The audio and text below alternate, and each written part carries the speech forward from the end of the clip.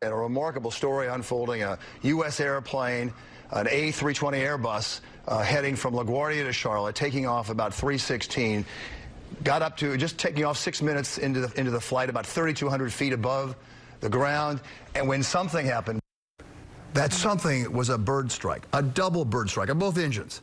And what we were covering exactly 10 years ago today, right now, was not a miracle on the Hudson. Instead, it was experience on the job. Certainly was. So many stories of heroism and survival. Now, 1 decade later, the passengers, crew members, and first responders are reuniting and reliving that incredible afternoon. Here's New Jersey reporter Toni Yates.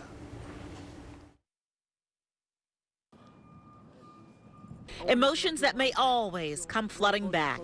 The hospital wasn't there. My nurses weren't there. It's a whole different outcome. I mean, people don't understand how close it was.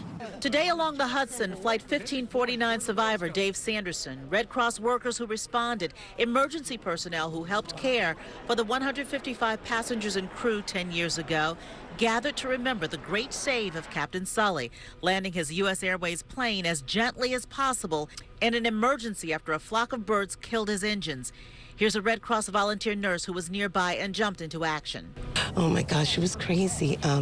People were half clothed with a yellow garment around them to sort of keep them warm. Captain Sully and more survivors gathered in North Carolina, the miracle he pulled off 10 years ago, creating an everlasting bond. There is this weird bond that you don't have to explain. There aren't any really words that go with it. You just kind of lived it, and you don't have to explain it. You just look at one another and you know, yeah, we did do that together.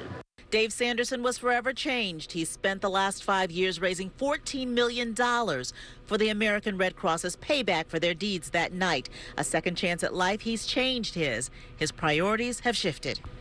Number one, I schedule my time all around my family now. So if my family has an event and I have something to do, my family gets first priority, and then I'll work around it. That's number one. A group photo along the Hudson is all smiles, no memorial, because everyone lived to see today.